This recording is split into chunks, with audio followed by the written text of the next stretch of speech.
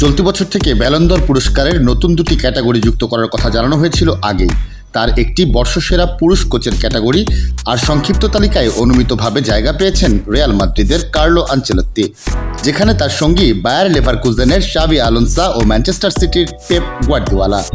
তাদের সঙ্গে লড়াইয়ে আরও আছেন আতালান্তার জান পিয়েরা গাসপেরিনি, আর্জেন্টিনার লিওনেল স্কালোনি ও স্পেনের coach Luis de la Fuente.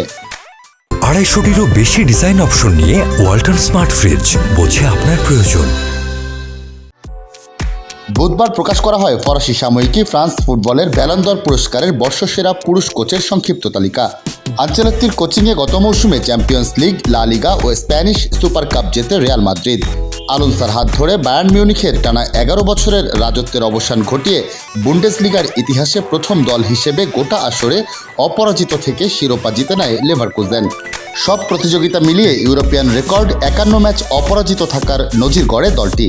লেভারকুজেনের ওই অপরাজেয় যাত্রা থামিয়েই ইউরোপা লিগের শিরোপা জিতে নেয় গাসপেরিনির আতালান্তা। 117 বছরের ক্লাব ইতিহাসে দ্বিতীয় এবং 61 বছর পর প্রথম কোনো বড় শিরোপা জয়ের স্বাদ পায় ইতালিয়ান দলটি। গুয়ার্দিওলার কোচিংয়ে গত মৌসুমে প্রথম ক্লাব হিসেবে টানা চতুর্থবার প্রিমিয়ার লিগে চ্যাম্পিয়ন হওয়ার অনন্য কীর্তি গড়ে ম্যানচেস্টার সিটি। স্পেনকে ইউরোপিয়ান চ্যাম্পিয়নশিপ জেতান লা ফুয়েন্তে। স্কালোনির হাত ধরে কোপা আমেরিকার শিরোপা ধরে রাখে আর্জেন্টিনা। আর এই দুর্দান্ত মৌসুম কাটানো কোচদের মধ্যে কার হাতে উঠবে পুরস্কার তা জানা যাবে আগামী 28শে অক্টোবর।